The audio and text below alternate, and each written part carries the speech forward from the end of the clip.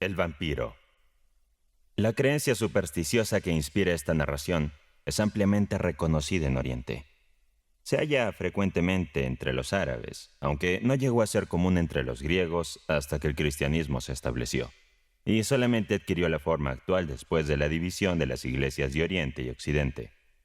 Fue en este momento cuando la gente comenzó a pensar que una persona de Occidente no se descompondría si era sepultado en tierra griega, y conforme esta idea se propagaba, surgieron terroríficas leyendas sobre muertos que salían de sus sepulcros para absorber la sangre de jóvenes destacadas por su hermosura. En Hungría, Polonia, Austria y Bohemia se mantenía la creencia de que los vampiros se alimentaban por la noche de una cierta cantidad de sangre de sus víctimas, quienes se debilitaban notablemente. Perdían fuerzas y fallecían de consumición, mientras que estos seres que consumían sangre humana se rebustecían y sus venas se hinchaban al grado de que la sangre brotaba de todas sus aberturas corporales, e incluso a través de todos sus poros. El diario londinense de marzo de 1733 recoge una historia insólita y creíble sobre un evento específico de vampirismo que habría ocurrido en Madreiguea, Hungría. El comandante y los jueces de esa localidad declararon de manera firme y concordante, tras una investigación detallada, que aproximadamente 5 años atrás, un tal Heyduk, de nombre Arnold Paul, había reportado que, en Kazovia, en la frontera con Serbia turca, había sido acosado por un vampiro, pero había logrado escapar de su agresión ingiriendo un poco de tierra de la tumba del vampiro y untándose con su sangre. No obstante, esta medida preventiva no evitó que él mismo se transformara en vampiro. Durante los 20 o 30 días siguientes a su fallecimiento y sepultura, varias personas se lamentaron de haber sido hostigadas por él. Incluso se reportó que 4 individuos habían perdido la vida debido a sus embestidas. Para prevenir más calamidades, los lugareños, después de consultar a su Jadagai, desenterraron el cuerpo y lo llevaron, como suele esperarse en estos casos de vampirismo, fresco e intacto.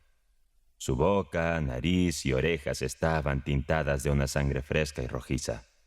Este hallazgo fue determinante y se procedió con el remedio tradicional. El cadáver de Arnold fue atravesado con una estaca y se dice que durante el procedimiento emitió un grito espantoso, como si aún estuviera con vida. Posteriormente, se le decapitó y su cuerpo fue incinerado, y sus cenizas fueron esparcidas sobre su sepultura.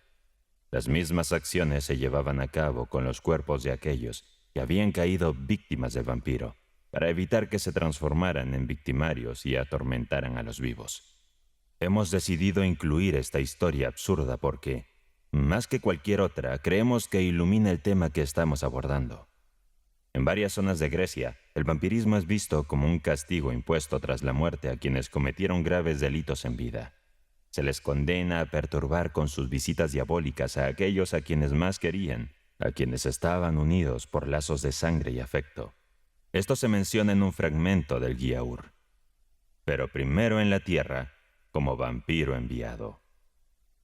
Pero primero, enviado a tu país como un vampiro, tu cuerpo se levantará de su tumba, aterrorizado del lugar donde naciste.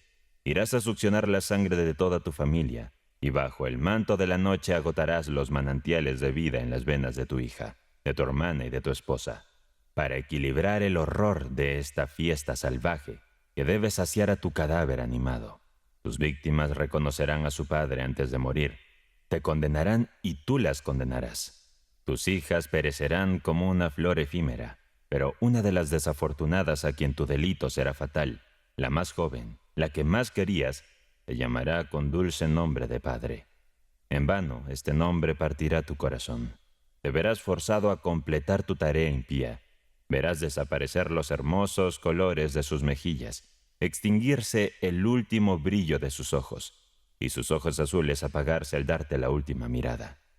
Entonces tu mano salvaje arrancará las trenzas de su cabello rubio.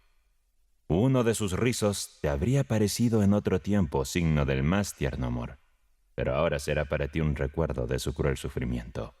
Tu sangre más pura manchará tus labios temblorosos y tus dientes que tiemblan de forma convulsiva. Regresa a tu oscura tumba. Comparte los banquetes de ghouls y afrites.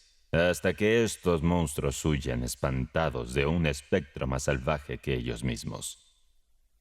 Soudy también introdujo en su hermoso poema de Talaba a una joven árabe, Oneisa, que, convertida en vampiro, se había levantado de la tumba para atormentar a su amado. Pero no podemos considerar que fuera un castigo por sus delitos, ya que a lo largo del poema se le muestra como una modelo de inocencia y pureza. El fidedigno Tournefort relata detalladamente en sus viajes casos asombrosos de vampirismo, de los cuales afirma haber sido testigo directo. Calmet, en su importante obra sobre el vampirismo, además de contar numerosas anécdotas que ilustran sus efectos, ha presentado varios ensayos eruditos en los que prueba que esta creencia está tan extendida entre los pueblos salvajes como entre las naciones civilizadas. Podríamos añadir una serie de anotaciones tan curiosas como fascinantes. Para concluir, es importante mencionar que, aunque el nombre vampiro es el más comúnmente aceptado, tiene otros sinónimos usados en diferentes partes del mundo, como Broukolasha, Bardoulasha, Ghoul, Broukoloka, etc., que se usan en el mismo idioma. En medio de los círculos de la alta sociedad, que el regreso del invierno reunió en Londres, se encontraba un lord tan notable por sus rarezas como por su distinguido rango. Espectador indiferente de la alegría que lo rodeaba, parecía incapaz de compartirla.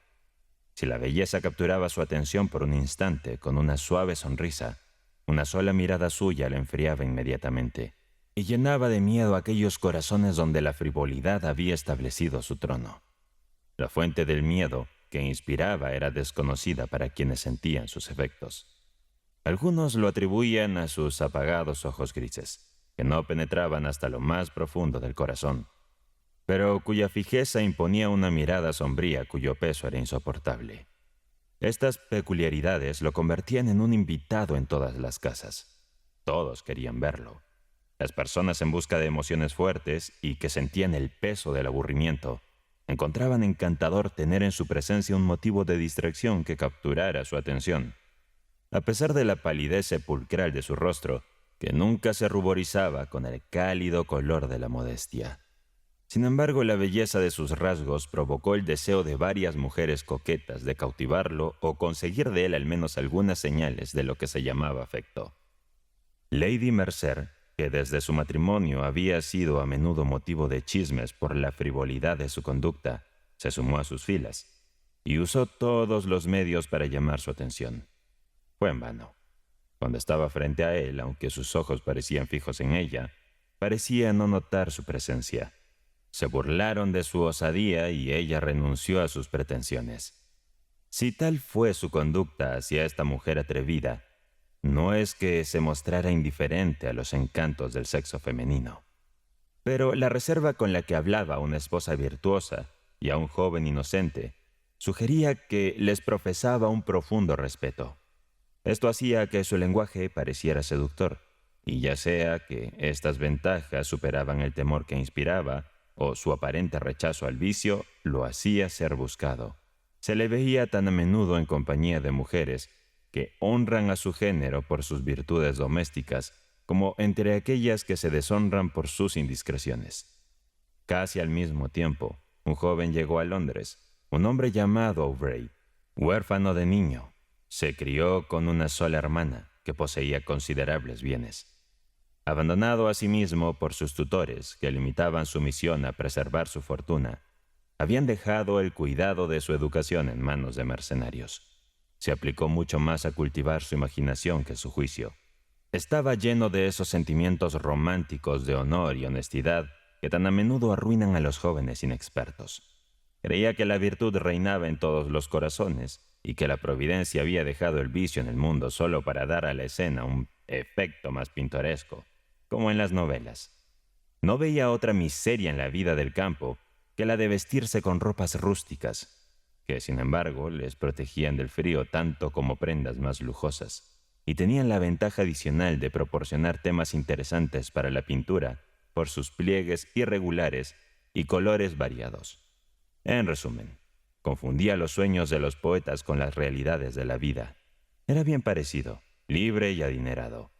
Por estas razones fue rodeado, nada más llegar al mundo, por la mayoría de las madres que le habían conocido. Intentaron atraer su atención hacia sus hijas. Las jóvenes por su postura tranquila cuando se acercaba a ellas y por sus miradas atentas cuando hablaba, le daban una alta opinión de su talento y mérito. Apegado como estaba a la novela de sus horas solitarias, se sorprendió al no encontrar más que ilusión en las seductoras descripciones contenidas en las obras que había estudiado.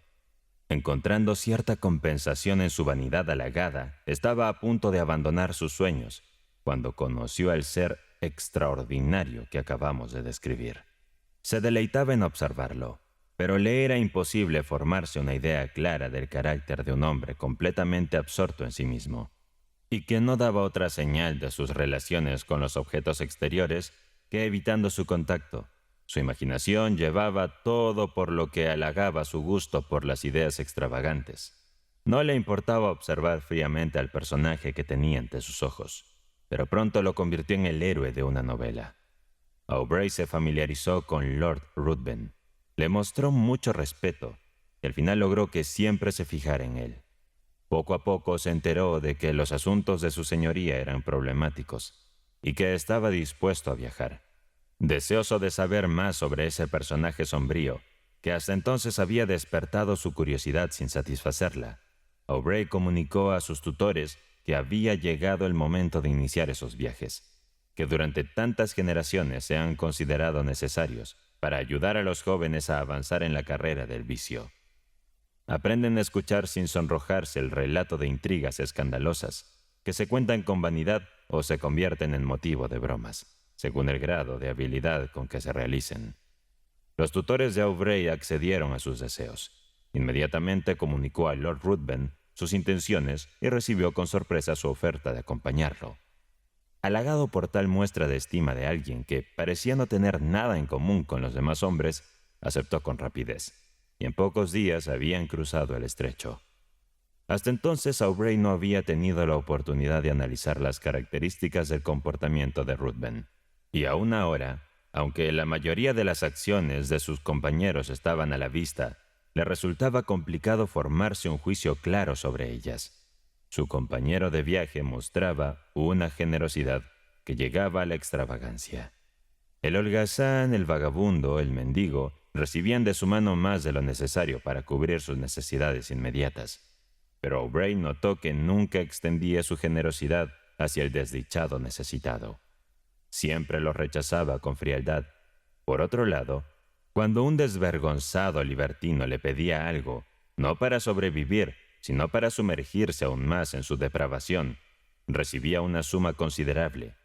Aubrey pensaba que esta distinción se debía únicamente a la insistencia del vicio que superaba la modestia de la virtud necesitada. No obstante, los resultados de la generosidad de su señoría dejaban una huella profunda en su mente. Aquellos que eran beneficiados terminaban en el patíbulo o caían en la más terrible miseria, como si una maldición los persiguiera.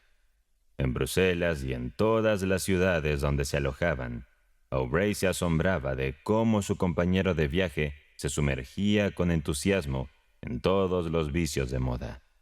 Era un asiduo de los casinos. Apostaba y siempre ganaba, excepto cuando su oponente era conocido tramposo y entonces perdía más de lo ganado.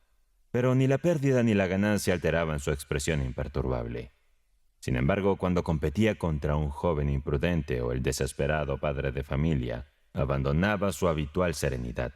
Sus ojos brillaban más que los de un cruel gato jugueteando con el ratón agonizante. Al partir de una ciudad dejaba tras de sí al joven, antes orgulloso de su círculo social, maldiciendo en soledad el destino que lo había entregado a este demonio.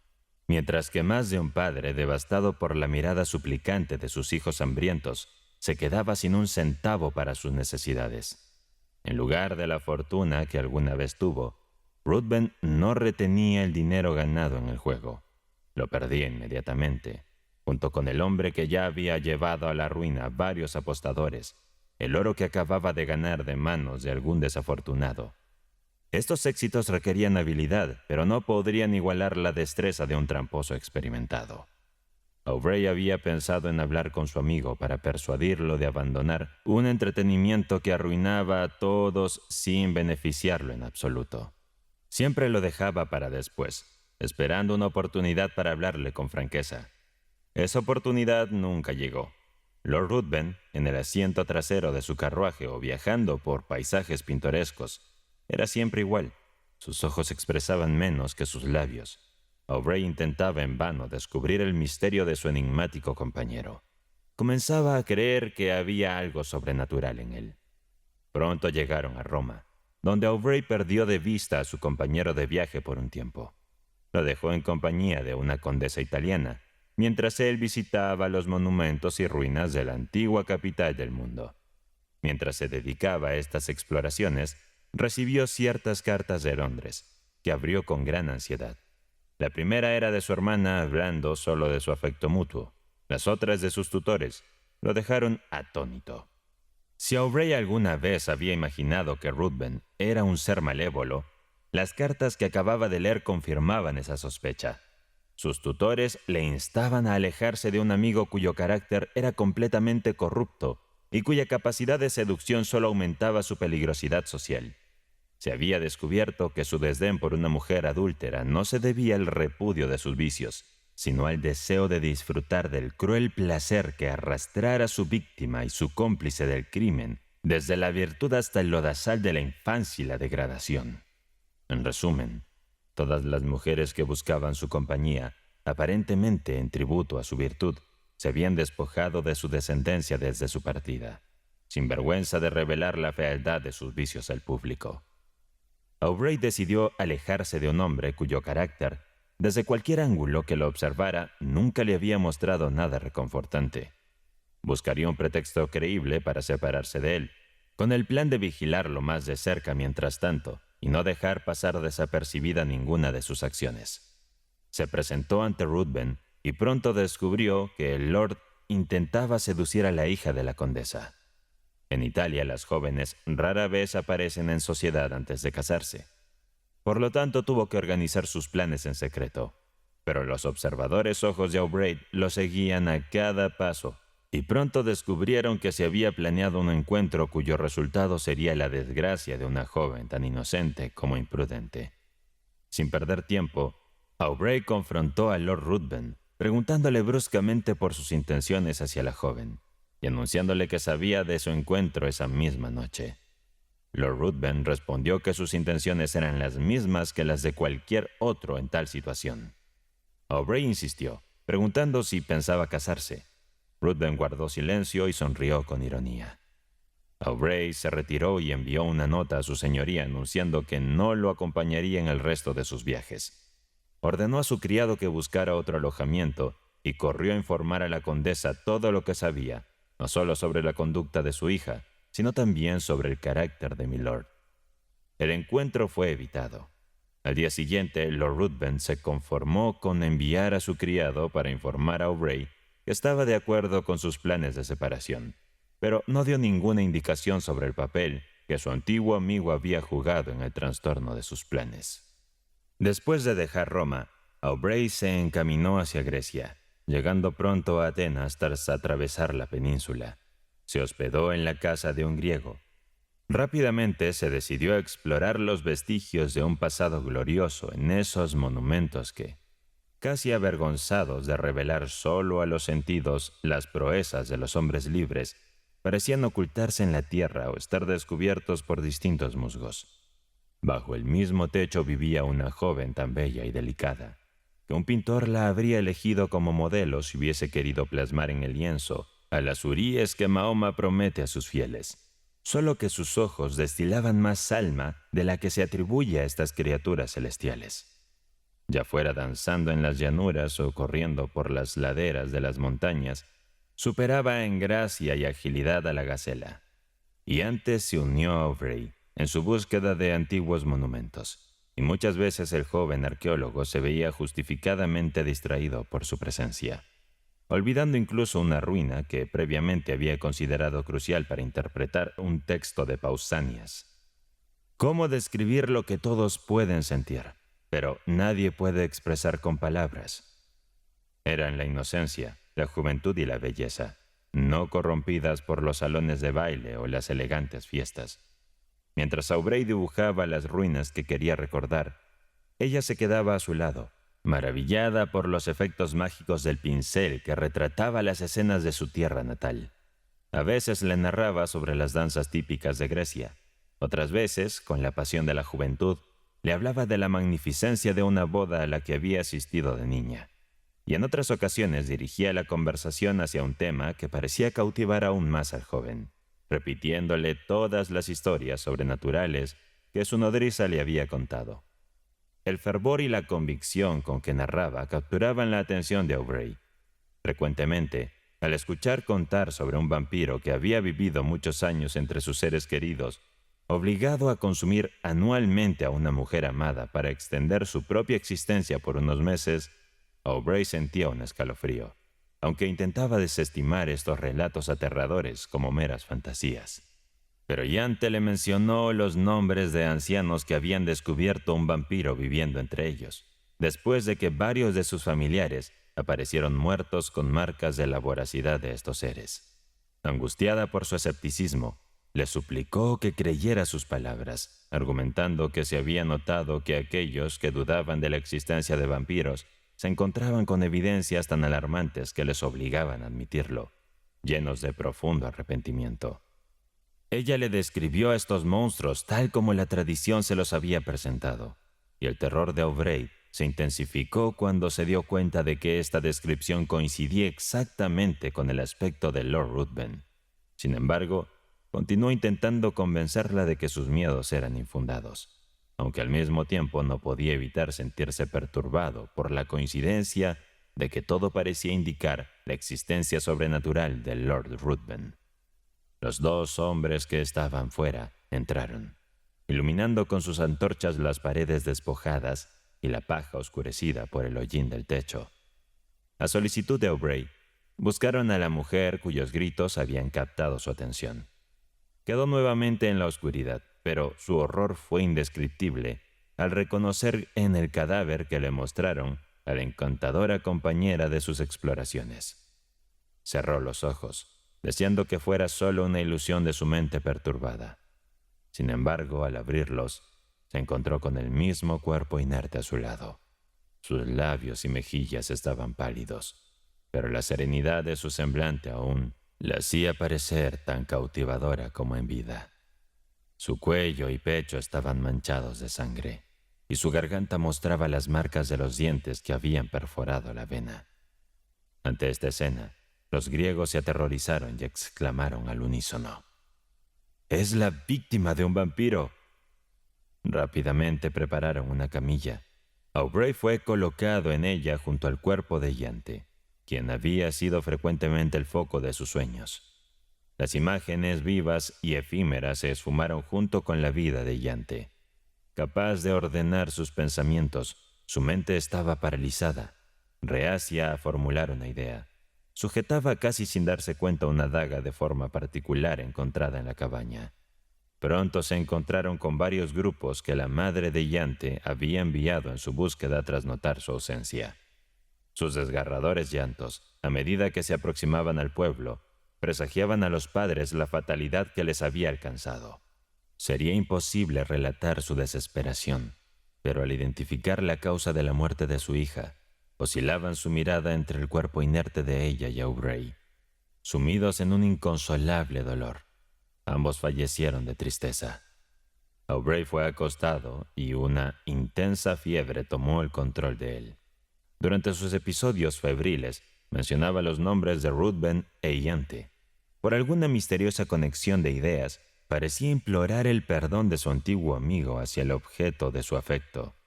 Otras veces, lo maldice como el asesino de la joven. Lord Ruthven llegó a Atenas en aquel periodo y, por algún motivo, al enterarse del estado de Aubrey, decidió alojarse en la misma casa para cuidarlo constantemente. Cuando Aubrey dejó atrás su delirio, la visión de un hombre cuyas facciones evocaban la de un vampiro le provocó un profundo temor. Pero Ruthven, con palabras amables, su arrepentimiento por los errores que causaron su separación y, sobre todo, por sus cuidados, preocupación y atención constante, logró que su presencia se tornara reconfortable. Parecía una persona completamente distinta. Ya no mostraba la apatía que tanto había intrigado a Aubrey. Sin embargo, a medida que Aubrey mejoraba, Ruthven gradualmente regresaba a su comportamiento habitual, y Aubrey no notaba otra diferencia en él aparte de una sonrisa de siniestra satisfacción que ocasionalmente se dibujaba en sus labios mientras lo miraba fijamente. Aubrey desconocía la razón, pero esa sonrisa se hacía cada vez más frecuente. Hacia el final de la recuperación de Aubrey, Lord Ruthven parecía distraído, contemplando las olas del mar que no se agitan por marea alguna, sino por la brisa, o observando el movimiento de los astros que, al igual que nuestro planeta, giran alrededor de un sol inmóvil. Daba la impresión de querer esquivar cualquier mirada. Este devastador suceso había mermado considerablemente su fortaleza mental, y aquella vivacidad de imaginación que antes lo caracterizaba parecía haberlo abandonado definitivamente. El silencio y el aislamiento se convirtieron para él en tan atractivos como para Lord Ruthven. Pero la soledad que tanto anhelaba no la podría hallar en los alrededores de Atenas. Si la buscaba entre las ruinas que antes había explorado, la imagen de Iante lo seguía. Si la buscaba en el bosque, aún la imaginaba vagando entre los arbustos, avanzando con pasos ágiles, o dedicada a recolectar la modesta violeta. Entonces, de repente, se giraba y le mostraba su rostro con una palidez mortal y su garganta manchada de sangre, mientras una sonrisa melancólica se dibujaba en sus pálidos labios. Decidió escapar de una tierra que le evocaba recuerdos amargos.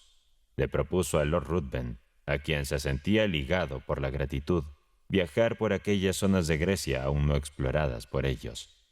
Recorrieron extensamente, sin dejar de visitar ningún sitio célebre y deteniéndose en todas las ruinas que evocaban un pasado lustre. Sin embargo, su atención parecía estar en algo más allá de los lugares que visitaban. Escucharon muchos rumores sobre bandidos, pero comenzaron a ignorar estas advertencias, considerando que eran exageraciones de los locales interesados en provocar la generosidad de quienes buscaban protección contra estos supuestos peligros. Desoyendo los consejos de la gente del lugar, en una ocasión viajaron con pocos guardias, contratados más como guías que como protectores. Al adentrarse en un estrecho desfiladero, se lamentaron de su despreocupación. Tan pronto como ingresaron a este pasaje estrecho, las balas silbaron sobre sus cabezas y escucharon el eco de varios disparos. Sus guardias los abandonaron inmediatamente, buscando refugio detrás de las rocas para responder al fuego enemigo. Lord Ruthven y Aubrey, siguiendo su ejemplo, se protegieron detrás de una roca, pero pronto avergonzados de temer a un enemigo que les insultaba desde la distancia y temiendo ser sorprendidos por la retaguardia, decidieron enfrentarlos. Al dejar su cobertura, Lord Ruthven fue alcanzado por un disparo en el hombro y cayó herido. Aubrey acudió en su auxilio, y sin medir el riesgo, se vio rodeado por los asaltantes. Los guardias se habían rendido tan pronto como Lord Ruthven fue herido. Con la promesa de un sustancioso rescate, Aubrey convenció a los bandidos para que trasladaran a su amigo herido a una cabaña cercana. Negoció con ellos un rescate y su presencia dejó de ser una molestia. Se limitaron a vigilar la entrada hasta el retorno de su compañero, que había ido a recoger la cantidad acordada por Aubrey. La salud de Lord Ruthven se deterioró rápidamente. 2 días después, su herida se gangrenó y la muerte parecía inminente. Su comportamiento y expresión continuaron inalterables, mostrándose indiferente tanto a su dolor como a su entorno. Sin embargo, hacia el final del día, parecía inquieto. Sus ojos se fijaban a menudo en Aubrey, quien le prodigaba cuidados con gran dedicación. Salvar. No hablo de mi vida. Nada puede salvarla y no lo lamento más que lamento el día que se avecina. Pero salva mi honor, el honor de tu amigo. ¿Qué quieres decir? Haré lo que sea por ti, respondió Aubrey. Pero si mantienes en secreto lo que sabes por mí, mi honor permanecerá sin mancha. Y si por algún tiempo mi muerte permanece desconocida en Inglaterra y mi vida, nadie lo sabe. Promételo, exclamó el moribundo levantándose con fuerza. Promete por todo lo que tu alma respeta, por todo lo que temes. Promete que por un año y un día no le revelarás a ningún ser vivo mis crímenes y mi muerte. Suceda lo que suceda, veas lo que veas. Sus ojos brillantes parecían saltar de sus cuencas. Lo prometo, dijo Aubrey. Lord Ruthven cayó de nuevo sobre la almohada con una sonrisa espantosa y dejó de respirar. Aubrey intentó descansar, pero no pudo dormir. No entendía por qué, al recordar su promesa, un frío escalofrío recorría sus venas, como si un horrible presentimiento lo hubiera sacudido. Se levantó temprano en la mañana y al entrar al lugar donde había dejado el cadáver, se encontró con uno de los ladrones que le informó que, cumpliendo la promesa hecha a su señor, él y sus compañeros habían llevado el cuerpo a la cima de una montaña. No halló ni rastros del cuerpo ni de sus vestiduras, aunque los ladrones le aseguraron que lo habían colocado sobre la misma roca que le habían indicado. 1000 suposiciones vinieron a su mente, pero finalmente volvió convencido de que el cadáver había sido enterrado después de ser despojado de sus ropas.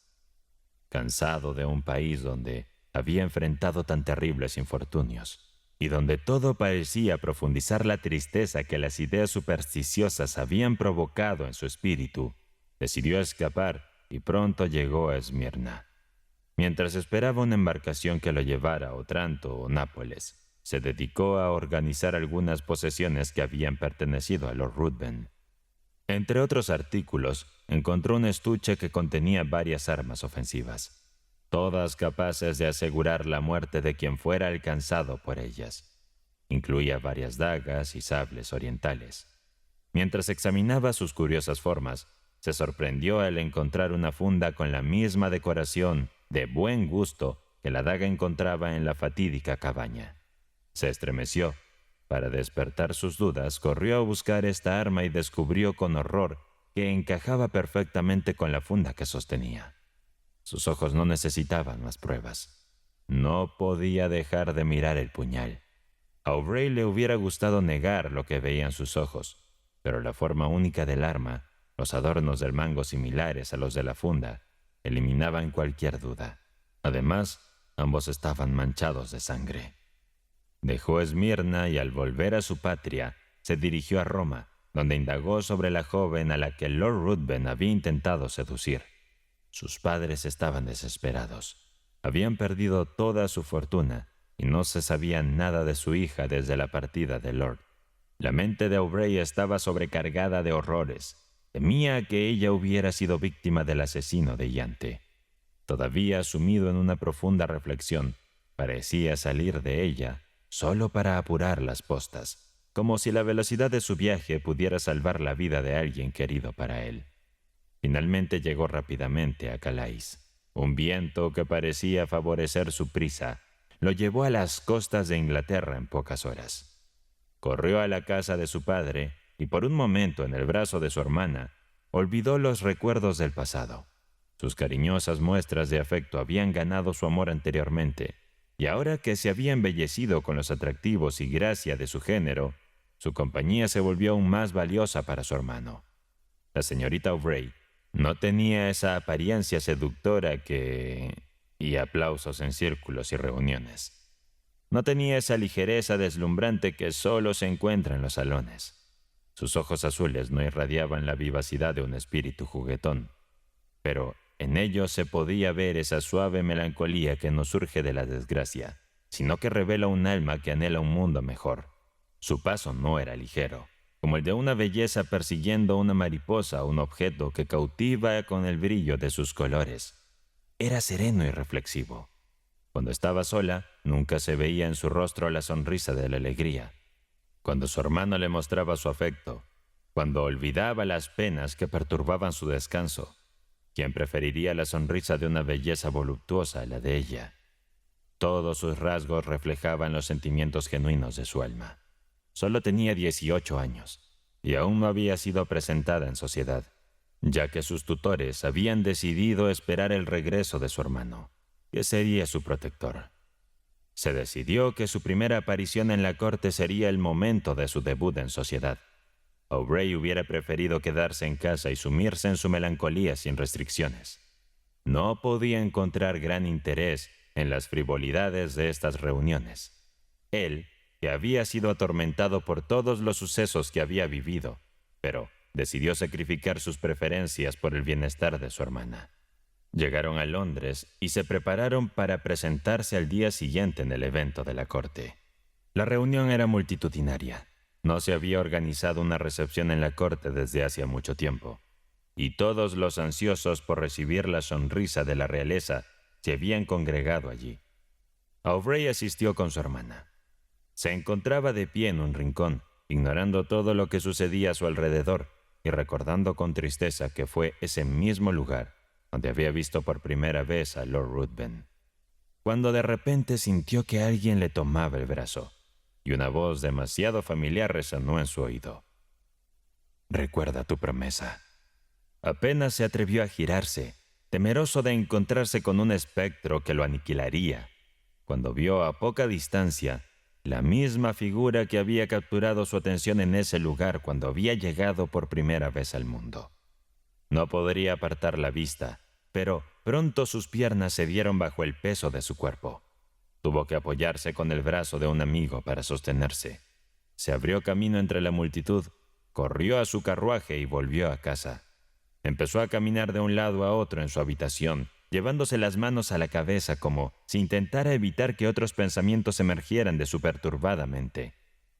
Lord Ruthven, aún ante él, la daga, su promesa, todo se combinaba para confundir sus pensamientos. Pensó que estaba viviendo una pesadilla. Un hombre muerto vuelto a la vida.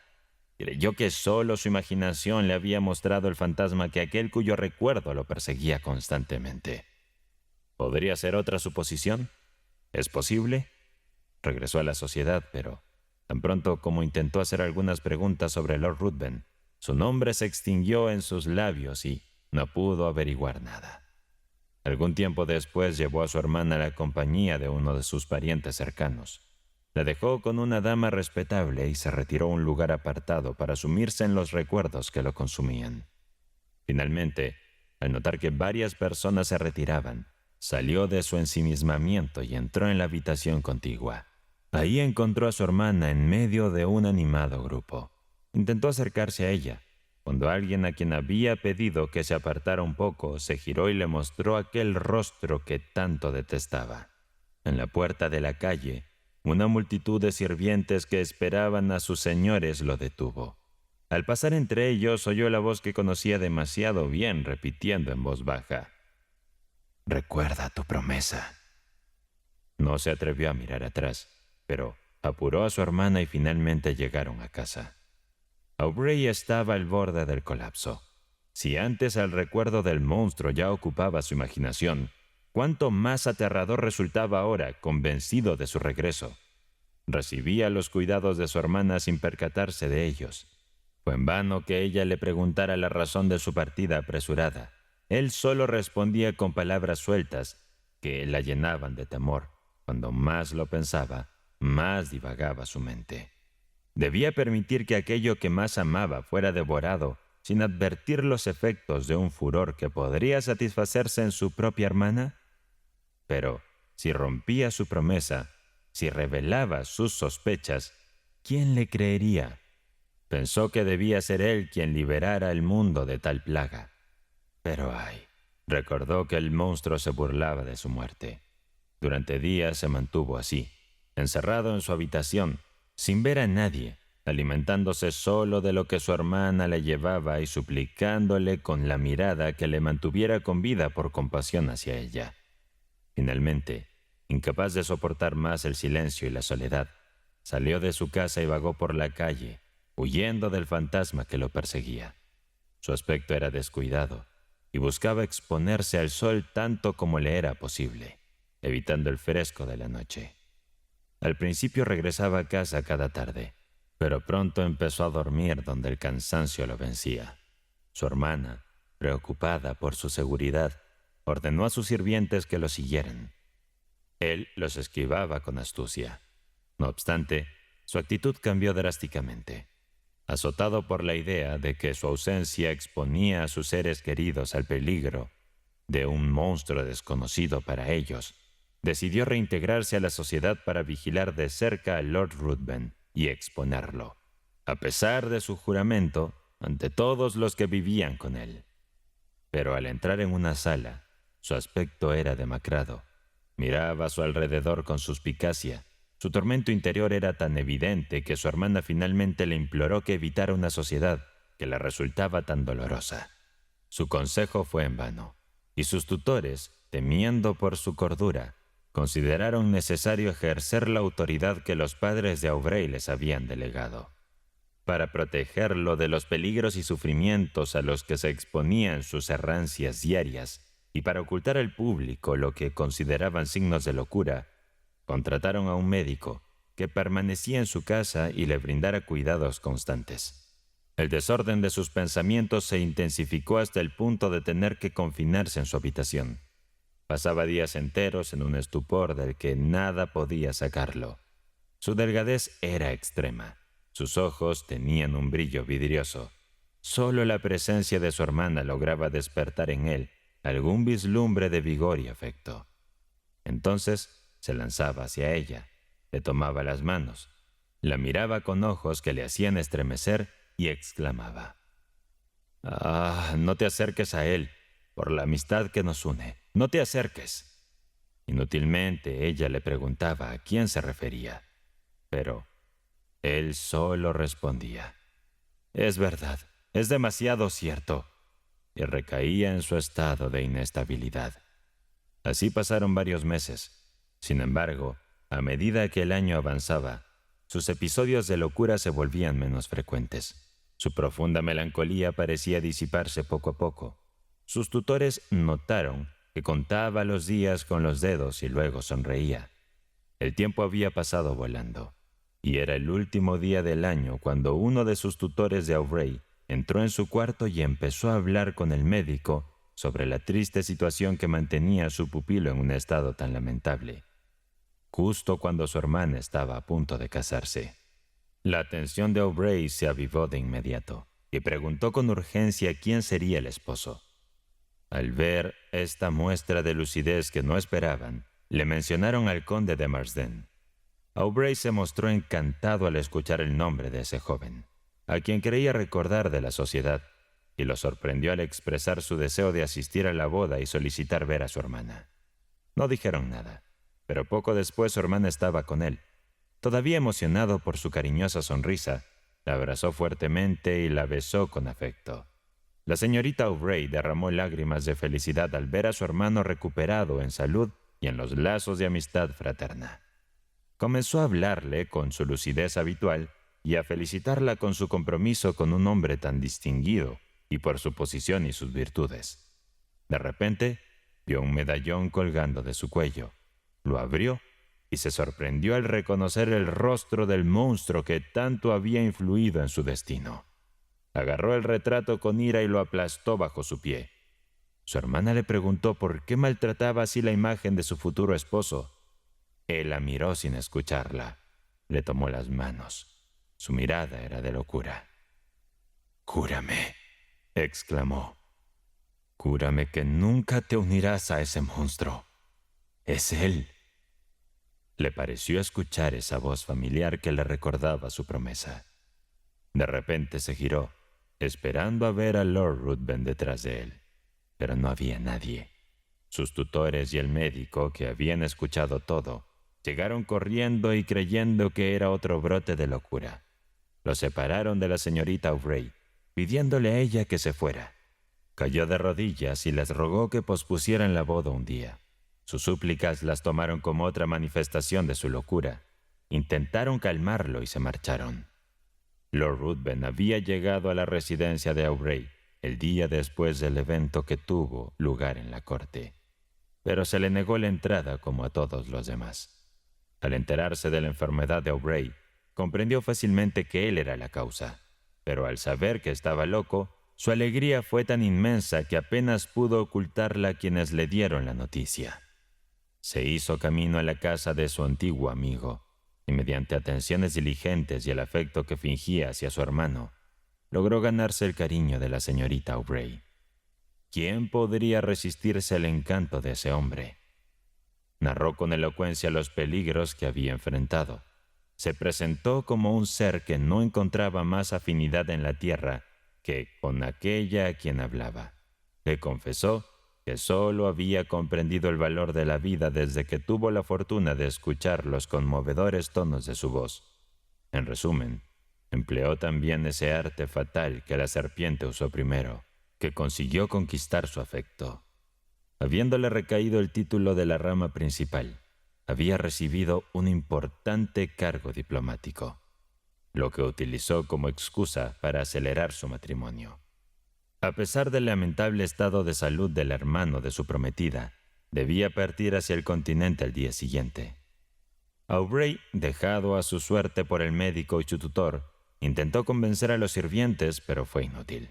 Redactó una carta para su hermana, rogándole que, si valoraba su felicidad, su honor y el de sus ancestros, que veían en ella la esperanza de su linaje, pospusiera aunque fuera por unas horas un matrimonio que sería origen de las peores calamidades. Los sirvientes prometieron entregársela, pero la pasaron al doctor, quien no quiso inquietar a la señorita Aubrey con lo que consideraba delirios de un loco. La noche avanzó agitada para los residentes de la casa. El terror que esos preparativos causaban en el desdichado Aubrey eran más fácil de imaginar que de narrar. Llegó el amanecer, y el ruido de los carruajes le golpeó los oídos.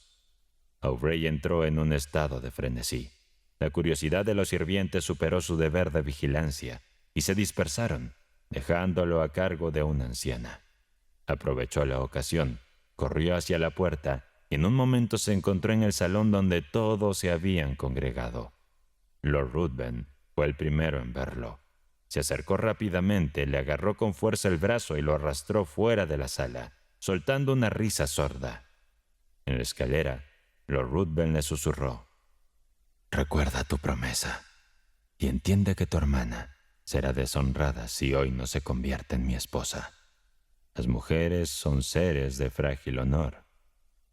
Dicho esto, lo entregó a los sirvientes que, alertados por la anciana, venían en su búsqueda. Aubrey ya no podía mantenerse en pie.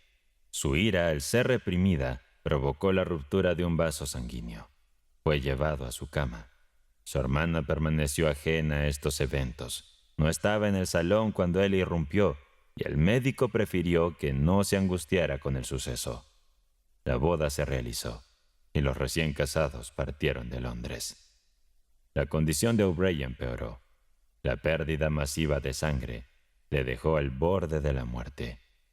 Llamó a sus tutores, y al llegar a la medianoche, les relató con calma lo que el lector acababa de conocer, para después expirar.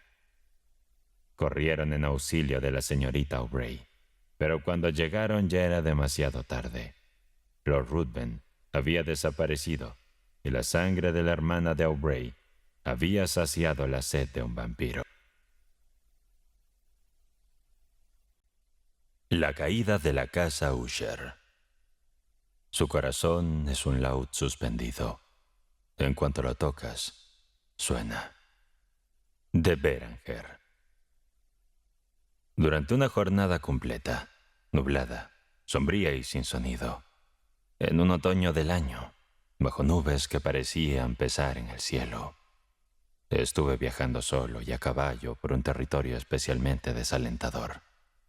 Al caer la tarde, me hallé frente a la sombría residencia de Usher. Por razones que desconozco, al verla por primera vez, una profunda tristeza se apoderó de mí.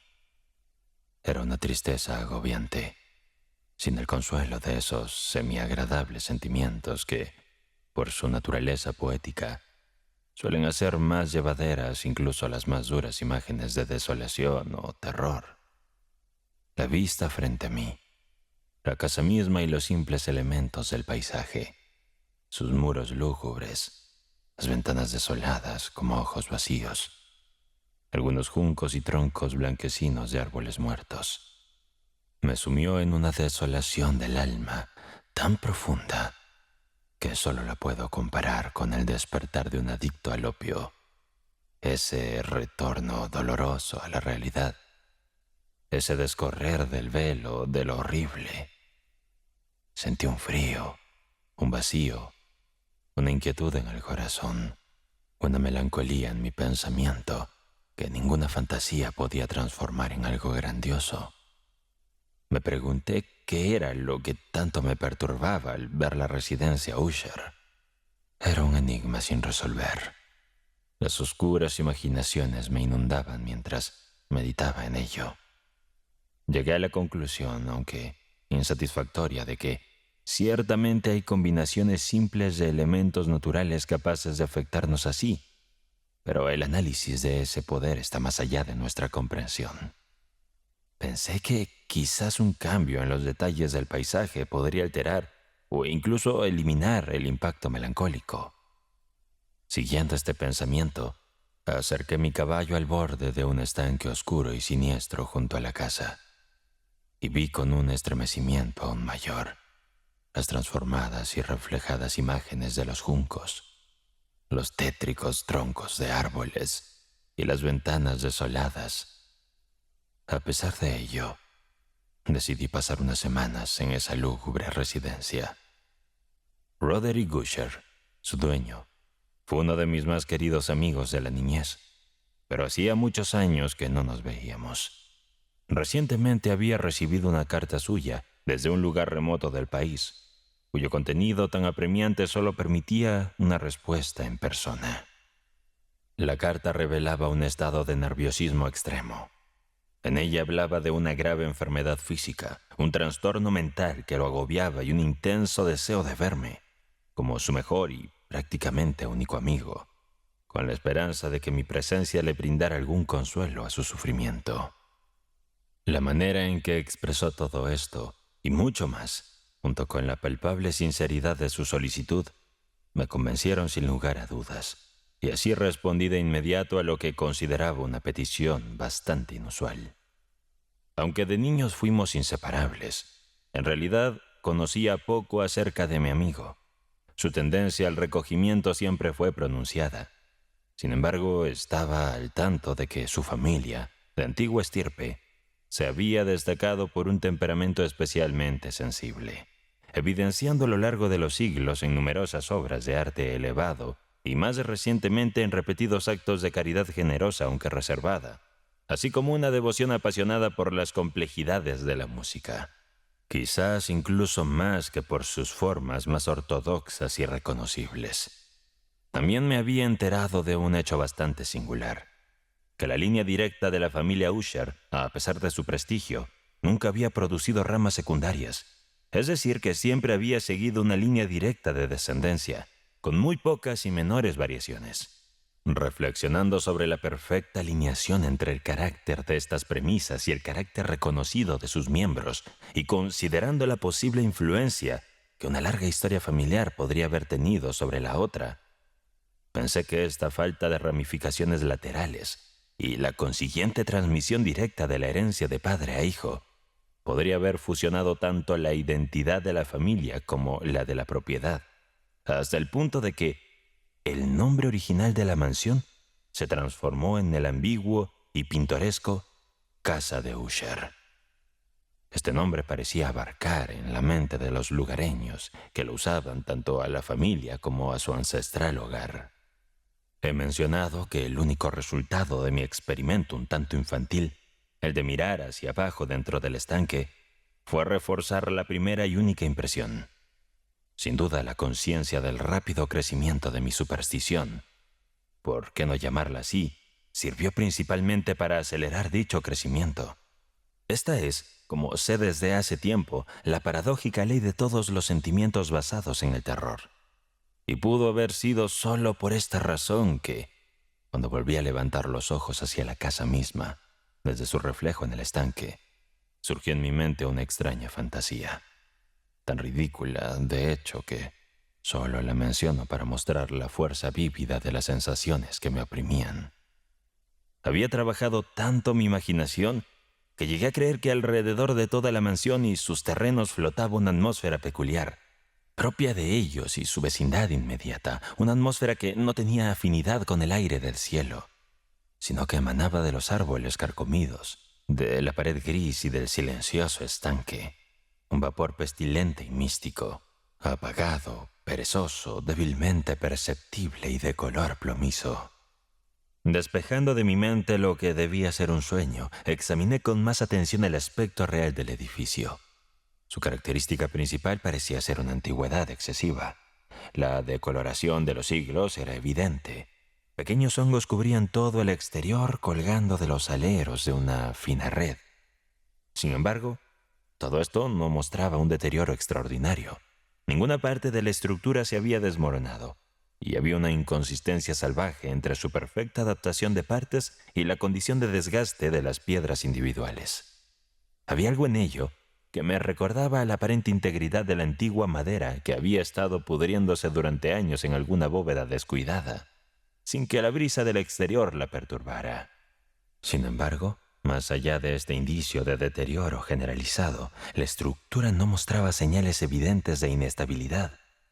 Tal vez el ojo de un observador meticuloso podría haber detectado una fisura apenas perceptible que, desde el tejado del edificio de enfrente, descendía por la pared en zigzag hasta perderse en las oscuras aguas del estanque. Al notar estas cosas, cabalgué por un corto sendero hasta llegar a la casa. Un sirviente que me aguardaba tomó mi caballo y entré por el arco gótico que daba al vestíbulo. Un lacayo, con pasos sigilosos, me condujo desde allí, en completo silencio, a través de numerosos pasajes oscuros y complicados, hasta el estudio de su dueño. Gran parte de lo que encontré en el trayecto contribuyó, de alguna manera que desconozco, a intensificar los vagos sentimientos de los que ya he hablado. Aunque los objetos que me rodeaban, los adornos en los techos, los sombríos tapices en las paredes, el negro ébano del suelo y los macabros trofeos de armas que tintineaban a mi paso, eran simplemente cosas a las que, o bien me había acostumbrado desde mi niñez, aunque dudaba en reconocer lo familiar que me resultaba todo aquello, aún me sorprendía descubrir lo desconocidas que me parecían las fantasías que despertaban las imágenes comunes. En una de las escaleras me encontré con el médico de la familia. Su rostro, me pareció, mostraba una mezcla de astucia disimulada y perplejidad. Me saludó con nerviosismo y siguió su camino. El lacayo abrió una puerta y me condujo ante su amo. La habitación en la que me encontraba era vasta y alta. Las ventanas eran largas, angostas y puntiagudas, tan elevadas desde el suelo de roble negro que resultaban inalcanzables desde adentro.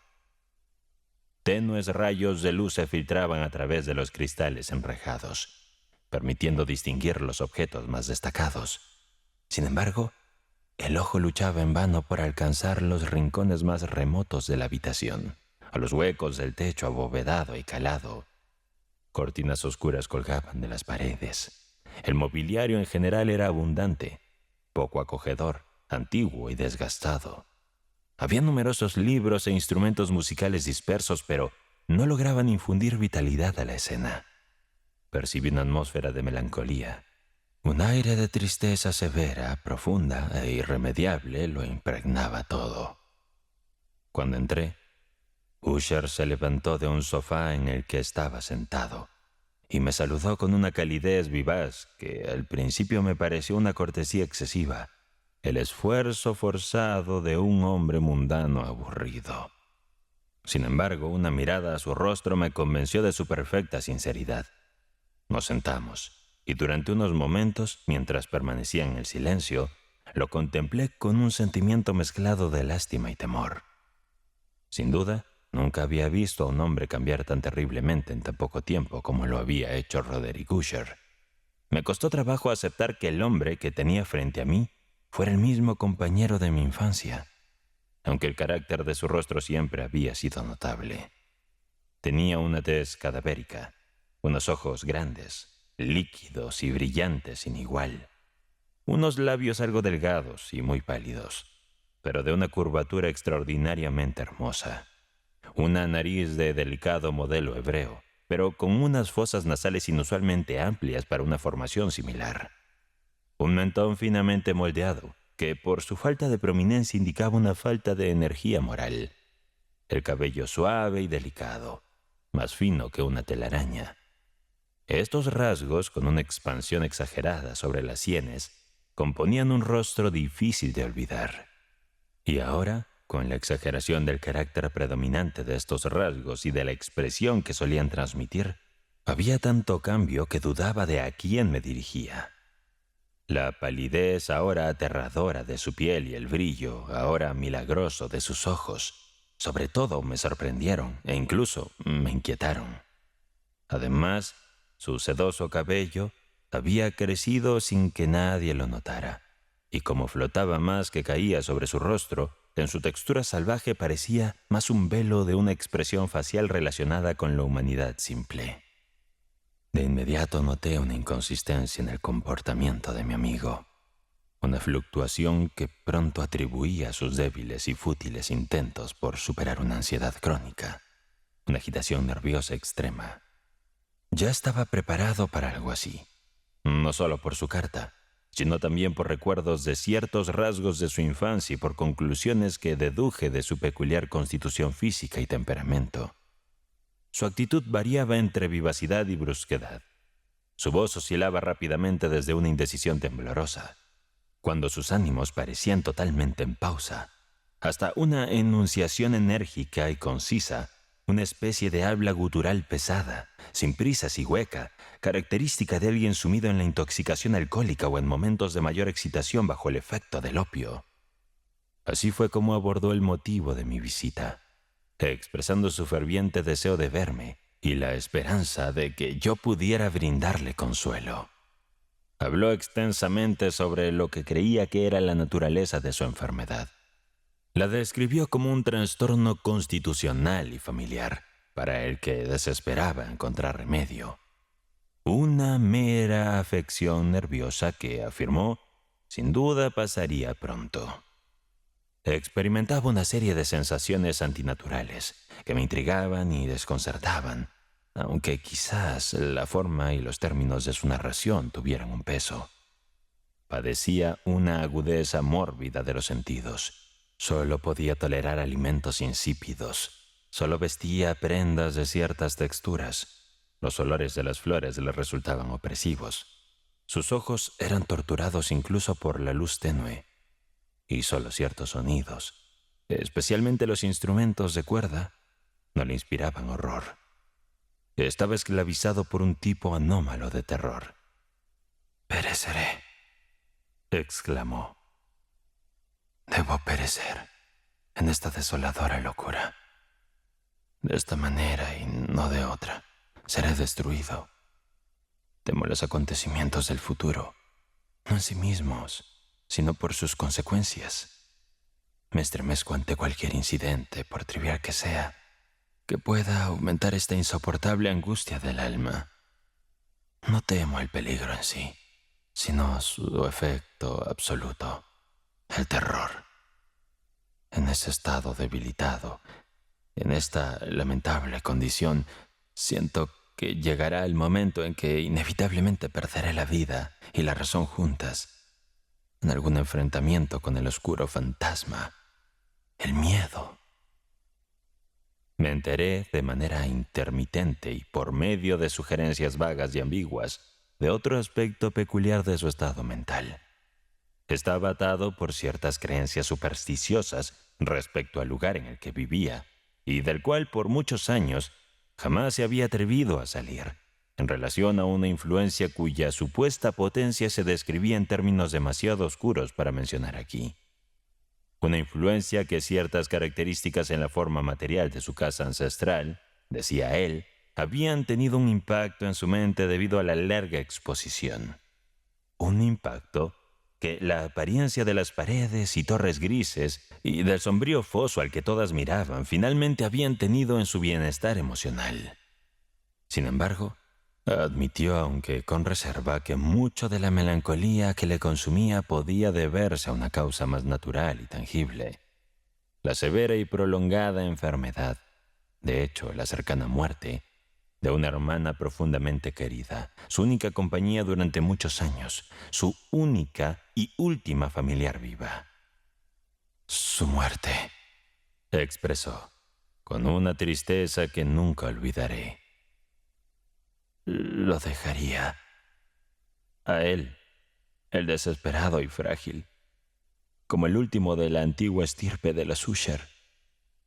Mientras hablaba, la señora Madeleine, pues así se llamaba, pasó lentamente por un rincón del cuarto y sin notar mi presencia se esfumó. La observé con un asombro total, no libre de miedo, y sin embargo no podía justificar esos sentimientos. Un sentimiento de incredulidad me sofocaba mientras seguía con la mirada a su alejamiento. Cuando una puerta finalmente se cerró tras ella, mi vista se dirigió instintivamente y ansiosamente hacia el rostro del hermano. Pero él había ocultado su cara entre las manos, y solo pude notar que un esfuerzo sobrehumano contenía los dedos demacrados, por los que se deslizaban muchas lágrimas ardientes. La condición de la señora Madeleine había confundido a sus doctores por mucho tiempo. Una apatía persistente, un debilitamiento progresivo de su ser y episodios frecuentes pero breves de un estado similar a la catalepsia constituían un diagnóstico peculiar. Hasta mi llegada, había resistido valientemente los embates de su enfermedad y no se había rendido completamente. Sin embargo, en la tarde de mi llegada sucumbió, como me informó su hermano esa noche, con una agitación indescriptible, ante la fuerza devastadora de su padecimiento. Y comprendí que el breve encuentro que tuve con ella probablemente sería el último, que la dama, al menos en vida, no sería vista por mí de nuevo. Durante varios días, ni Usher ni yo pronunciamos su nombre. Y en ese periodo intenté disipar la melancolía de mi amigo. Nos dedicábamos a pintar y leer juntos, o yo escuchaba, casi como en un trance, las improvisaciones salvajes de su guitarra hablante.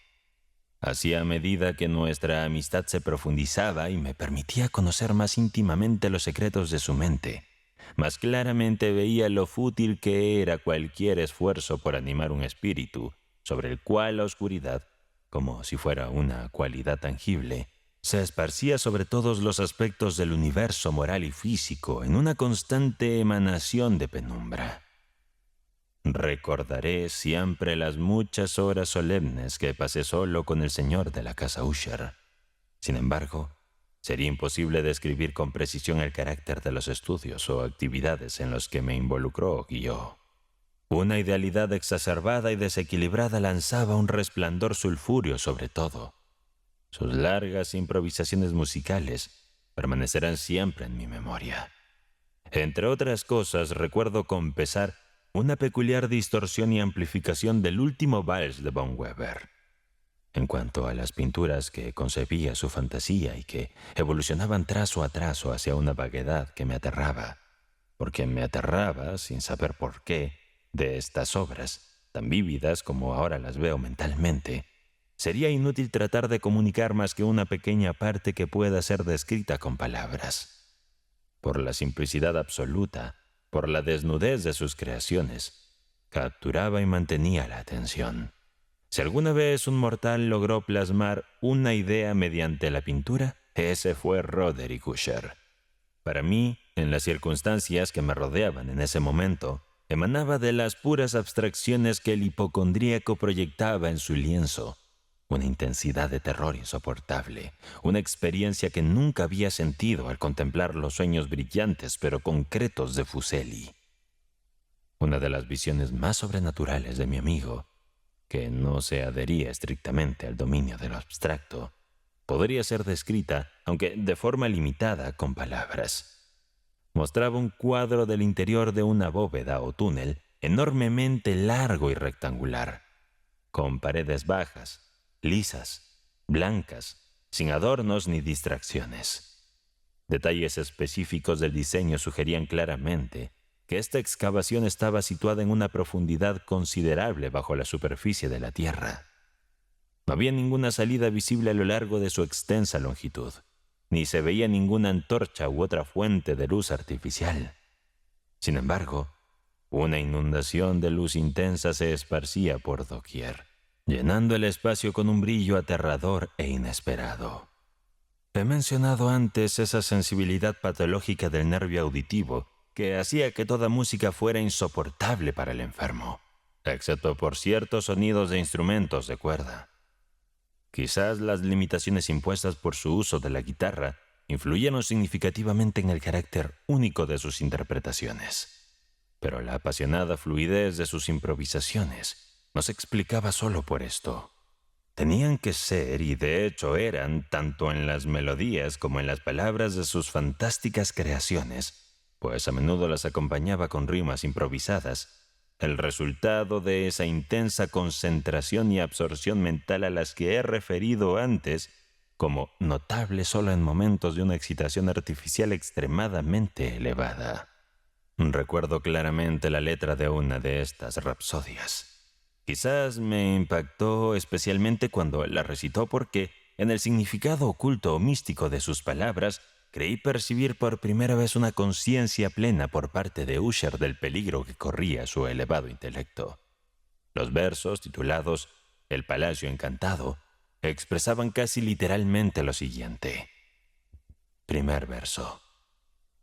En el valle más verde, donde habitaban ángeles benevolentes, alguna vez se erigió un palacio hermoso y grandioso. Un palacio resplandeciente destacó. En el reino del monarca del pensamiento. Ahí se encontraba. Jamás un serafín desplegó un ala sobre una obra tan magnífica. Segundo verso. Banderas amarillas, espléndidas, doradas, se desplegaban y ondeaban sobre su techo. Todo esto, sucedió en los tiempos antiguos, hace ya mucho tiempo. Y cada brisa suave que vagaba en aquel día encantador a través de las murallas adornadas y descoloridas, llevaba consigo un aroma volátil. Verso 3.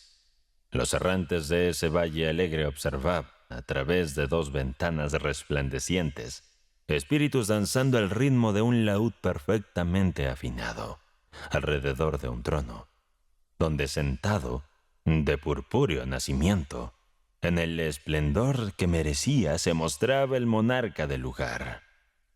Cuarto verso. Y completamente de perla y rubí brillante era la espléndida puerta del palacio, por la que se deslizaba, fluía y brillaba eternamente. Un grupo de ecos, cuya única tarea era simplemente cantar, con voces de impresionante hermosura, la sabiduría y el ingenio de su rey. 5. Pero males terribles, envueltos en tristeza, invadieron el magnífico estatus del monarca. Ay, lamentemos, pues nunca más amanecerá para él desolado. Y alrededor de su morada, la gloria, que una vez se ruborizó y floreció, es ahora apenas un relato débilmente recordado de los tiempos antiguos ya enterrados. 6. Y los viajeros que ahora atraviesan ese valle, a través de las ventanas teñidas de rojo, observan enormes figuras que se desplazan de forma fantasmal, al son de una melodía discordante, mientras que, cual torrente veloz y temible, a través de la descolorida puerta, una aterradora multitud se lanza sin cesar y ríe, pero ya no sonríe más. Recuerdo claramente que las ideas que brotaron de esta balada nos llevaron a una línea de pensamiento donde se reveló claramente una creencia de Usher que destacó no tanto por ser novedosa, ya que otros han pensado de manera similar, sino por la firmeza con la que la sostenía. Tal creencia, en términos generales, era sobre la sensibilidad de todo lo vegetal. Sin embargo, en su imaginación caótica, la idea se volvió más audaz, extendiéndose, bajo ciertas circunstancias, al ámbito de lo inorgánico. Me es difícil describir completamente o la seriedad con la que se aferraba a esta convicción. Dicha fe, no obstante, estaba relacionada, como ya he sugerido antes, con las piedras grises de la morada ancestral. Se imaginaba que las condiciones para la sensibilidad se habían logrado allí, en la forma en que estas piedras estaban colocadas, en el orden de su arreglo, así como en los múltiples hongos que las recubrían y en los árboles descompuestos que se erguían a su alrededor, especialmente en la duradera e inalterable permanencia de este arreglo y su reflejo en las aguas serenas del estanque. Su prueba, la prueba de la sensibilidad, se podía observar, según decía, y yo me alarmaba al escucharlo, en la formación gradual pero segura de una atmósfera propia alrededor del agua y las paredes. El efecto continuó. Se manifestaba en esa presencia silenciosa, aunque molesta y aterradora, que por siglos había formado el destino de su familia y lo había convertido en lo que yo veía ahora, en lo que era. Estas opiniones no requieren de comentarios, y yo no añadiré ninguno. Nuestros libros, aquellos que por años habían constituido una parte significativa del mundo mental del enfermo, coincidían como se esperaría con esta aura espectral.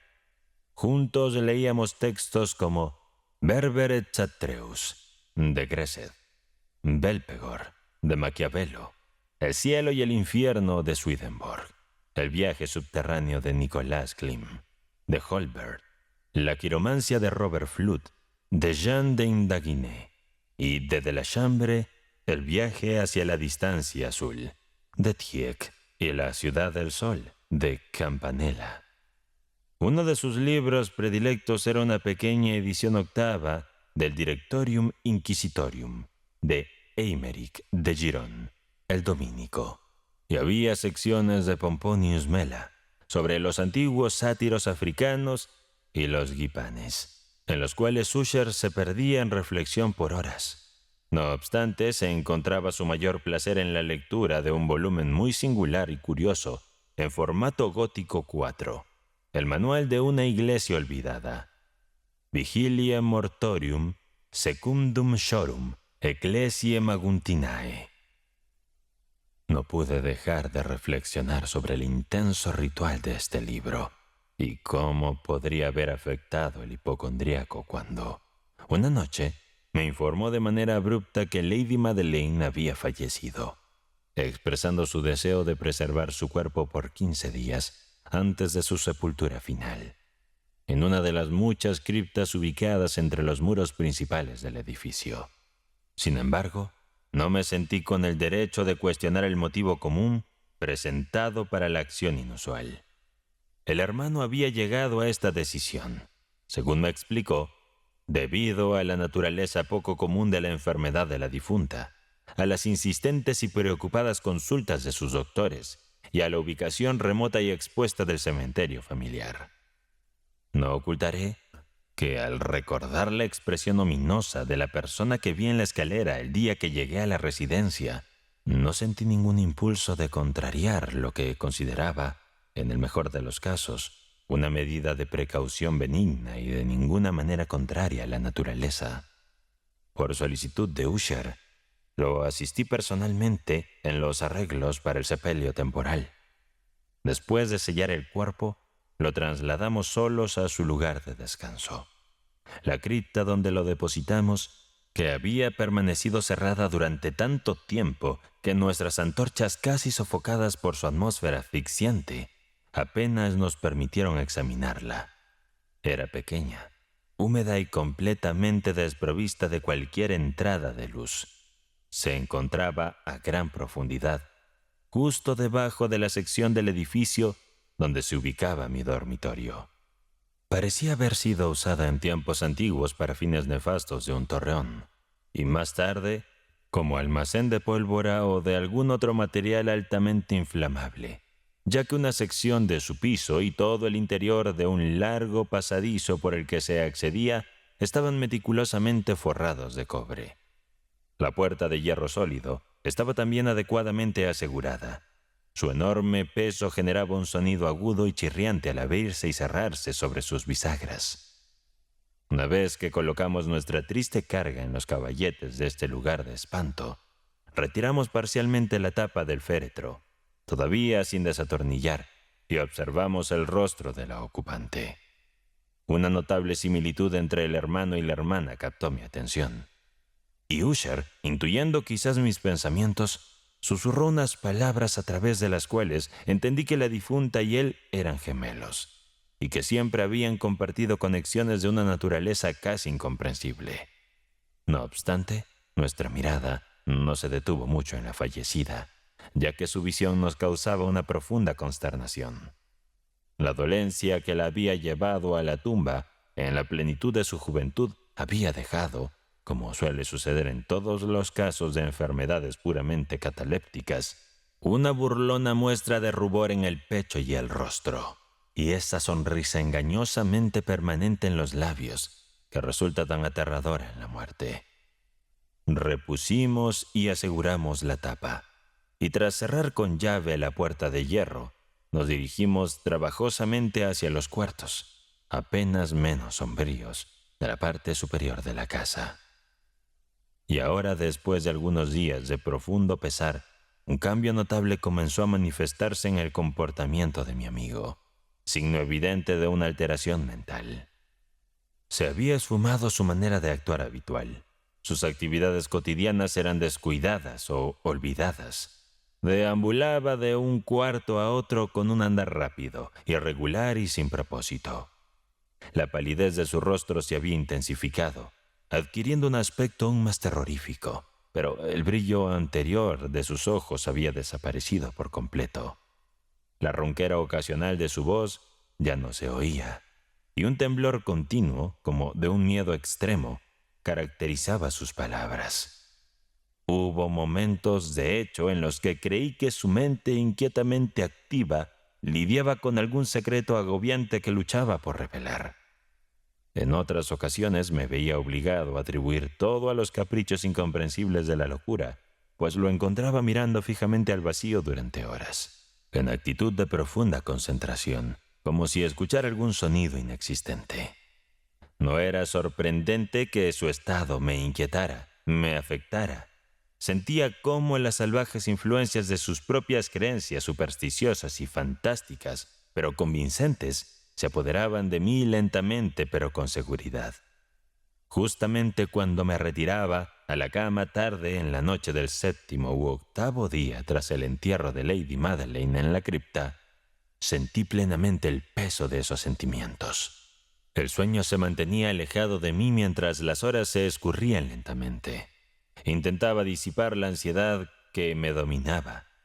Me esforzaba por convencerme de que mucho, si no todo, de lo que experimentaba era debido a la influencia perturbadora de la sombría decoración de la habitación, las cortinas oscuras y desgastadas, que movidas por el viento de una tormenta creciente, oscilaban de un lado a otro en las paredes y se revolvían inquietas sobre los adornos de la cama. Sin embargo, mis intentos eran vanos. Un temblor incontenible gradualmente se apoderaba de todo mi cuerpo y finalmente un pánico completamente infundado asfixiaba mi corazón. Sacudido por un grito sofocado y una lucha, me erguí sobre las almohadas y mirando fijamente hacia la profunda oscuridad de la habitación, escuché, sin saber por qué más que por un instinto, a unos sonidos suaves e indistintos que entre los intervalos de la tormenta llegaban a intervalos largos sin saber de dónde. Oprimido por un intenso sentimiento de terror, inexplicable pero intolerable, me vestí rápidamente, pues sabía que no volvería a dormir esa noche, y traté de sacudirme de ese estado lamentable en el que había caído, caminando rápidamente de un lado a otro del cuarto.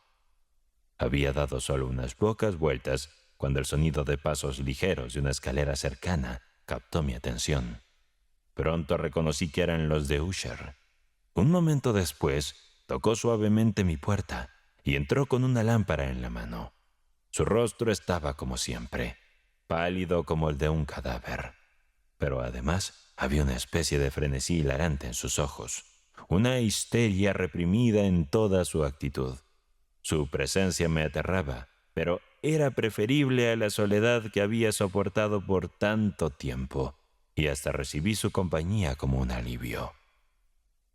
«¿No lo has visto?», dijo de repente, tras haber mirado en silencio alrededor por unos momentos. «¿No lo has visto? Pero espera, pronto lo verás. Diciendo esto y tras ocultar cuidadosamente su lámpara, se dirigió rápidamente hacia una de las ventanas y la abrió de par en par a la tormenta. La furia de la tormenta que irrumpió casi nos tira al suelo. Era en verdad una noche de tempestad, pero de una belleza severa y una singularidad salvaje, tanto por su terror como por su hermosura. Al parecer, un torbellino había concentrado su fuerza en las cercanías, ya que se notaban cambios frecuentes y violentos en la dirección del viento, y la densidad de las nubes, tan bajas que parecían oprimir las torrecillas del edificio, no nos impedía apreciar la impresionante rapidez con la que se desplazaban, chocándose entre sí desde todas direcciones, sin perderse en la lejanía. Aunque su densidad era extrema, esto no nos impedía notarlo.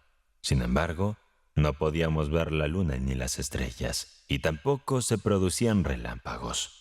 Pero las superficies interiores de las enormes masas de nubes en movimiento, así como todo lo que nos rodeaba en la tierra, resplandecían bajo la luz antinatural de un fulgor gaseoso, débilmente luminoso y perfectamente visible que rodeaba y cubría la mansión por completo. No deberías ver esto, le dije a Usher temblando, mientras lo llevaba con suave firmeza desde la ventana hasta un asiento. Lo que te perturba no son más que fenómenos eléctricos no tan raros, o quizás surgen de la miasma del pantano. Cerraremos esta ventana. El aire es frío y dañino para tu salud. Aquí tengo uno de tus relatos preferidos. Los leeré y tú escucharás, y así enfrentaremos juntos esta noche aterradora. El libro que había tomado era el de Matrist, de Sir Launcelot Kahn. Sin embargo, lo había llamado uno de los favoritos de Usher más como una broma sombría que en seriedad, porque francamente hay poco en su rústica y poco imaginativa extensión que pudiera haber interesado a la refinada y espiritual sensibilidad de mi amigo. Pero era el único libro que tenía a mano, y me aferré a la tenue esperanza de que la agitación que ahora sacudía al hipocondriaco pudiera encontrar algún alivio, ya que la historia de los trastornos mentales está repleta de anomalías parecidas, incluso en la extremada extravagancia de la narración que iba a leer.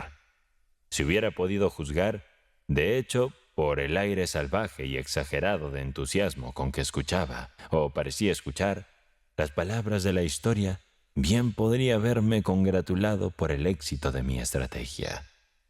Había llegado a esta parte de la historia donde Ethelred, o el protagonista de la triste aventura, tras buscar sin éxito una entrada pacífica a la morada del ermitaño, decide forzar su entrada.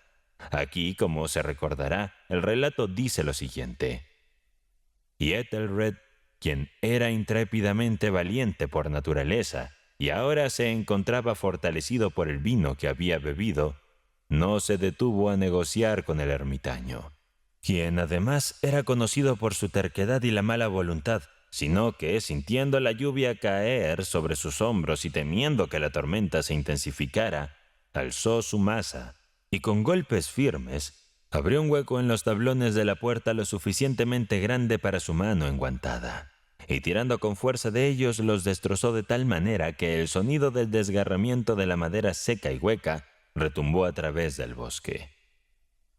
Al terminar esta frase, me alarmé y por un instante me detuve, pues me pareció, aunque pronto concluí que era mi imaginación excitada jugándome una mala pasada, que desde algún lugar profundo de la mansión llegaba a mis oídos lo que podría haber sido, dada su gran similitud, el eco, aunque un eco amortiguado y lejano, de hecho, del mismo crujido y rompimiento que Sir Launcelot había descrito con tal detalle. Fue, sin lugar a dudas, la coincidencia lo que capturó mi atención, porque con el susurro de las hojas contra las ventanas y los sonidos comunes de la tormenta que continuaba creciendo, el sonido mismo no debería haberme interesado o alarmado en lo más mínimo. Proseguí con la narración. Pero el valeroso campeón Ethelred, al forzar la entrada, se llenó de ira y asombro al no encontrar rastro alguno del maligno ermitaño. sino en cambio un dragón de escamas prodigiosas y lengua de fuego, que custodiaba la entrada de un palacio de oro con pisos de plata. Y en la pared colgaba un escudo de latón resplandeciente con esta inscripción: quien entra aquí, conquistadores. Quien mata al dragón, el escudo ganará. Y Ethelred alzó su maza con fuerza y golpeó la cabeza del dragón, que cayó derrotado ante sus pies, exhalando un aliento venenoso con un grito tan espantoso y estridente, tan agudo que se vio obligado a cubrirse los oídos con las manos para protegerse del aterrador ruido, un sonido como nunca antes había escuchado. En ese momento me detuve abruptamente, ahora lleno de una sombra incontrolable, pues no había duda de que realmente escuchaba, aunque me era imposible determinar de dónde provenía, un sonido bajo y aparentemente lejano, pero áspero, sostenido y extraordinariamente peculiar, similar a un grito o chirrido, exactamente lo que mi imaginación había evocado para el chillido sobrenatural del dragón descrito en el relato. A pesar de estar evidentemente abrumado por esta segunda y aún más sorprendente coincidencia, llena de una mezcla de asombro y un terror profundo, mantuve suficiente compostura como para no hacer ningún comentario que pudiera aumentar ya la palpable ansiedad de mi amigo. No estaba completamente seguro de que él hubiera percibido los sonidos, aunque indudablemente había notado un cambio extraño en su comportamiento en los últimos minutos. Desde una posición frente a mí, había girado gradualmente su silla hasta quedar orientado hacia la puerta de la habitación. Así solo podía ver parcialmente su rostro, notando que sus labios temblaban como si estuviera murmurando sin emitir sonido. Su cabeza estaba inclinada hacia adelante, pero era evidente que no dormía, dada la abertura amplia y fija de sus ojos cuando los observé de perfil.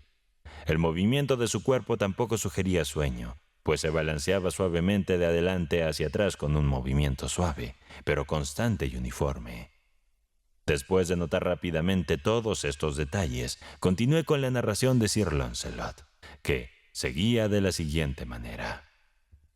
Justo en ese momento, el campeón, después de escapar del feroz ataque del dragón, recordando el escudo de bronce y el hechizo que lo rodeaba, apartó el cuerpo del dragón de su camino y avanzó con valentía sobre el suelo de plata del castillo hasta donde el escudo estaba colgado en la pared, el cual, anticipándose a su llegada, cayó a sus pies sobre el suelo de plata, produciendo un sonido grande y temible, como de campana. Tan pronto como pronuncié estas palabras, sentí que de manera similar a como si un escudo de bronce realmente hubiera caído en el suelo de plata, resonaba un eco claro, metálico y vibrante. Aunque parecía ser amortiguado, totalmente atónito, me levanté de un salto, pero el suave mecerse de Usher continuaba sin alteración. Me acerqué rápidamente a la silla en la que estaba sentado. Sus ojos estaban abiertos, inmóviles, y su rostro mostraba una expresión de rigidez petrificada. Sin embargo, al tocar su hombro, un escalofrío intenso recorrió su cuerpo. Una sonrisa grotesca se esbozó en sus labios, y noté que murmuraba en un tono bajo, precipitado, casi ininteligible, como si no fuera consciente de mi presencia. Al inclinarme más cerca, finalmente comprendí el terrible significado de sus palabras. ¿No lo escuchas? Sí, lo escucho, y lo he estado escuchando. Por mucho tiempo, por minutos, horas, días enteros. Lo he estado escuchando, pero no me atreví. Oh, piedad para mí, un desdichado. La enterramos viva. ¿No te dije que mis sentidos eran agudos? Te dije que escuché sus primeros movimientos debilitados en el ataúd sellado. Los escuché hace días, pero no me atreví a hablar. Y ahora, esta noche, Ethelred. El rompimiento de la puerta del ermitaño y el grito mortal del dragón, y el sonido del escudo, más bien, el destrozo de su ataúd, el chirrido de las bisagras de hierro de su prisión y sus intentos de liberarse de la cripta de cobre. ¿A dónde huir? ¿No se acerca rápidamente? ¿No se apresura a reprocharme mi apuro? ¿No escucho sus pasos en la escalera? ¿No siento el terrible palpitar de su corazón? Insensato. Se levantó con furia, exclamando sus palabras, como si ese esfuerzo desahogara su alma. Loco, te digo que ella está ahora detrás de la puerta. Como si la intensa fuerza de sus palabras hubiera actuado como un encantamiento. Los antiguos y enormes paneles a los que el hablante apuntaba empezaron a abrirse lentamente, revelando sus pesadas estructuras de ébano. Fue el impulso de un momento, pero más allá de estas puertas, que erigía la figura majestuosa y envuelta de Lady Madeleine de Usher. Marcas de sangre manchaban su vestido blanco, y cada aspecto de su cuerpo demacrado mostraba signos de una lucha desesperada. Por un instante se mantuvo temblorosa, oscilando en el umbral. Luego, con un lamento desgarrador, se desplomó sobre su hermano, arrastrándose de su caída mortal y haciéndolo víctima de los terrores que había predicho. Huí de esa habitación y de esa casa aterrorizado. La tormenta aún desataba su furia cuando cruzaba el antiguo camino. De repente un resplandor salvaje iluminó el sendero, y me giré para descubrir el origen de tal luz inusual. La vasta mansión y sus sombras quedaban atrás, solitarias. Era el brillo de la luna llena, teñida de rojo como sangre, que ahora brillaba intensamente a través de la delgada grieta que previamente había mencionado, extendiéndose en zigzag desde el techo hasta la base del edificio. Mientras observaba, la grieta se ampliaba rápidamente. Un violento viento de torbellino sopló. El disco entero de la luna apareció de golpe ante mis ojos. Mi mente se turbó al ver los imponentes muros desmoronarse. Se escuchó un estruendoso alarido, como el de 1000 aguas, y el sombrío y húmedo pantano a mis pies cerró sombría y silenciosamente sobre los escombros de la casa de Usher.